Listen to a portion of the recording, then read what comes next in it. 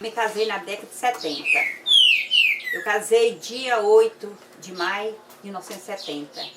Daí 8 dias eu já comecei a minha profissão de pão. Daí 8 dias. E foi um começo assim muito difícil, sabe? Porque naquela época as coisas eram tão difíceis pra gente. Aí eu comecei a fazer essas coisas tudo manual. Era tudo manual, não tinha assim uma indústria, como tem hoje esse estabelecimento, né? Tem as máquinas que bate o pão, tem a modeladora, tem a divisora, tem a máquina que bate o biscoito. Hoje, graças a Deus, eu já tenho. Eu me modernizei, mas naquela época que eu comecei, era muito difícil, era tudo manual. E essa receita dos pães, de onde que vem? Era a mãe da senhora, da família da senhora, já tinha alguém que fazia? Tinha essa receita assim? Olha, na época, minha mãe fazia também, mas ela fazia mais assim, era o biscoito, era a brovidade, era o bolo, só o pão que eu aprendi com a minha sogra. Quando eu casei, a minha sogra já fazia o pão para vender, porque o meu esposo tinha, né, a mercearia dele, então ela fazia o pão já para vender. Ela fazia o pão, o biscoitinho, o pãozinho de queijo, o bolo, tudo ela fazia. Aí me casei no dia 8 de maio de 1970. Quando foi dia 16 de maio de 1970, ela foi e passou essa profissão para mim. Ela foi e falou para mim assim: Dora, agora eu vou passar essa profissão para você. E eu fazia para colocar lá para vender, porque servia a mim, servia o povo. E Dé não tinha companheira, mas agora já tem. Você vai trabalhar agora fazer o seu ganha-pão de cada dia. E o qual foi o nosso ganha-pão de cada dia. Com esse trabalho que eu fazia, o meu pão para vender, é que eu criei a minha família. O meu filho mais novo está com 32 anos, já tem filho. E hoje, graças a Deus, meus filhos todos são empregados, eles trabalham. E eu e meu esposo, nós criamos nossos filhos com o ganha-pão, fazendo o pão de cada dia para vender. E quais os pães que a senhora faz assim aqui na casa da senhora e que a senhora fazia sem esses equipamentos modernos, que a senhora falou que era bem difícil e tal? Qual que era a dificuldade maior? Era que um trabalho mesmo braçal? Braçal, era manual. E os pães que a senhora faz? Naquela época eu fazia só o pão doce, o bolo. Eu fazia também muito bolo de fubá de milho. A gente colocava o milho, lavava o milho, colocava na água quente, daí 3 dias a gente soltava no pilão. Tirava o fubá e fazia o bolo. Nosso povo gostava demais. Só que hoje nós já temos, né, mais facilidade, nós temos o trigo com fermento, aí a gente não precisa fazer mais o bolo, né, tirando o fubá no pilão. Mas agora hoje a facilidade para mim, porque eu tenho a minha máquina, né? Eu faço o pão, o francês, que é o pão de sal que eu faço. O pão doce, tem mais facilidade. Mas é o mesmo como eu fazia antes, só que antes era diferente porque era manual, né? Fazia na mão. E aí era o pão de sal, o pão doce, o biscoito. O biscoito doce, o pão de queijo, a brovidade, bolo. Tudo isso eu fazia. Agora hoje eu já faço o pão doce, faço a rosquinha também, rosca com canela.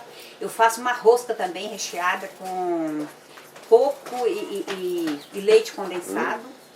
Eu faço a broa de queijo, eu faço o pão de queijo, eu faço o biscoito quebra-quebra, uma tradição que tem também do quebra-quebra, que é de queijo também, muito gostoso, tem muita preferência. E faço também todas as espécies que eu faço também, o biscoito de farinha de milho, tudo eu faço. Foi a sogra da senhora que passou, a senhora assumiu esse trabalho, há mais de 40 anos que a senhora trabalha com isso. E foi aqui em Josenópolis? Foi a senhora é nascida aqui? Não, eu nasci no meio rural. Inclusive o meu menino mostrou vocês onde eu morava. Tá. Eu morava na roça. Aqui já tinha era um povoadinho que tinha aqui. Na época, Daqui tinha poucas casas. E o que a senhora lembra assim, de mais marcante na vida na roça? Assim, Ixi, eu lembro muito, né? Porque nessa época que nós morávamos lá na roça, era um tempo de muita chuva, era muita fartura, fartura mesmo. A gente tudo plantava, os meus pais também não tinham emprego, nós sobrevivíamos com a fartura da roça, que plantava e colhia. E aí nós sobrevivíamos com isso. Então eu tenho saudade daquele tempo, era um tempo de muita fartura. Lembro também quando a gente ia para a escola, a escola era longe onde nós morávamos. Nós caminhávamos 2 horas para chegar até o local da escola, de pé, a gente ia caminhando. Era uma estrada cavaleira que se diz, naquele tempo não tinha, não existia carro para esses lados para a gente, era só aqui, né? Era estrada cavaleira. E nessa estrada cavaleira nós navegávamos também para ir à escola. Então eu lembro também nessa época que era assim tão difícil para a gente estudar. Às vezes nós chorava para não ir para a aula, se estiver chovendo nós tínhamos que ir, se estivesse um sol nós tínhamos que ir. E meus pais, eu agradeço muito meus pais que eles esforçavam muito para nós. Era o desejo de meus pais de a gente estudar. Mas como naquela época também não tinha um desenvolvimento que tem hoje, né? Que hoje tem todas as oportunidades, né?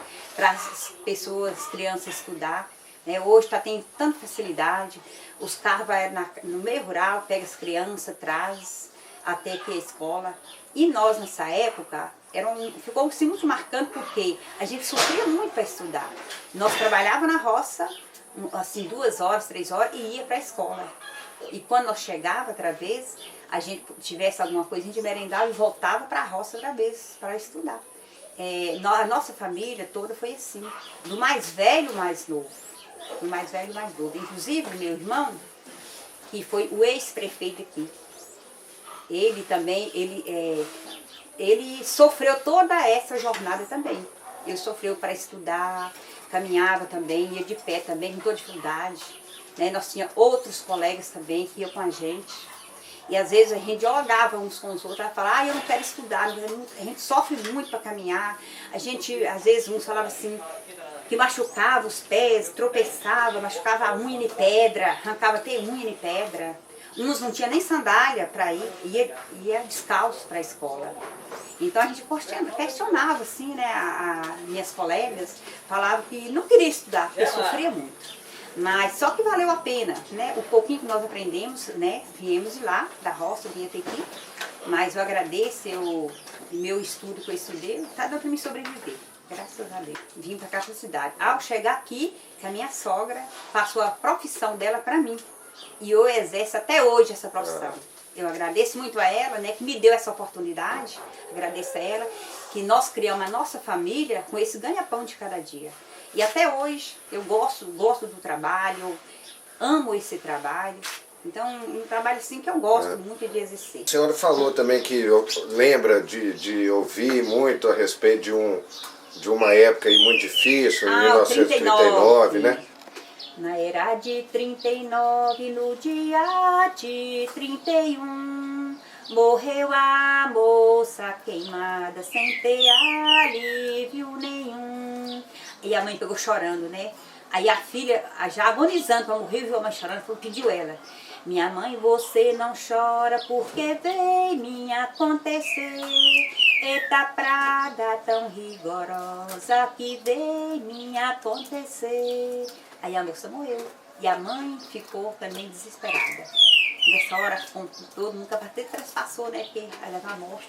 Então eu queria deixar essa mensagem também, né? Para os jovens, os adolescentes, crianças, né? Né, amigo? Né, você vai ouvir, você ouviu um pedaço, né? Você vai ouvir que vocês sejam obedientes aos seus pais. Para não levar a ponto, né, dos pais, a mãe desesperar, que não jogue uma praga, que isso é uma praga. A praga de maldição. E praga de mãe, e na Bíblia está escrito que a palavra da mãe é doce. Quando a mãe fala o bem com o filho, tudo acontece bem. Mas se a mãe fala o mal, deseja mal para o filho, coisa acontece. E nós devemos falar coisas boas com nossos filhos. Então que os filhos sejam obedientes aos seus pais, né? Que não lhe causem desgosto para seus pais. Que sejam obedientes para que vocês tenham uma vida longa, uma vida maravilhosa, uma vida sadia, uma vida de felicidade, não tem a coisa melhor do mundo que a felicidade. Mas para que isso aconteça, nós temos que ser obedientes aos nossos pais, obedecer os pais, porque essa moça, que ela morreu queimada, se ela tivesse obedecido essa mãe, a mãe em desespero, sofrendo de ver as crianças com fome, a mãe não teria, né, falado essa palavra tão mal com ela, né, que você é a vera de morrer queimada. E hoje tem muitas mães que às vezes na angústia, no desespero, na desobediência dos filhos, às vezes as mães falam umas palavras rigorosas como a moça falou. Mãe, você não chora pelo que veio me acontecer, esta praga tão rigorosa que veio me suceder. Então ela acabou morrendo. Por quê? Porque ela não foi obediente à sua mãe. Então que os jovens, as crianças, os adolescentes, né, sejam mais dóceis com seus pais, com sua mãe. Porque os pais criam os filhos com tanto carinho, com tanto amor. Os pais derramam o suor do rosto para ganhar o pão de cada dia, para alimentar os filhos. A mãe com seus afazeres no dia a dia, aquele tormento de mãe, né, faz a comidinha com tanto amor, com tanto carinho para dar aos filhos. E nós vimos aqui que nessa época do 39, como era triste e doloroso, porque não tinha nada para comer, a ponto de levar as pessoas a morrer, como a gente vê hoje na África, né? Que lá é um país muito pobre também, que na África tem pessoas morrendo de fome. A gente vê passar na televisão o quanto sofrem aquelas pessoas.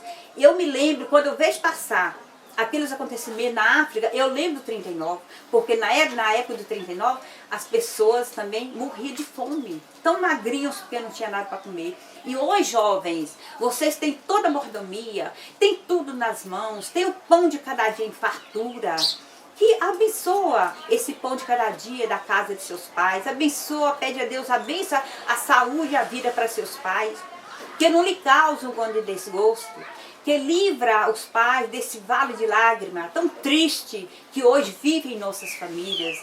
É lastimante, né? Doloroso, mas eu tenho que falar, porque a gente só é feliz quando tudo tem a paz, quando tudo tem a tranquilidade, quando tudo tem a felicidade.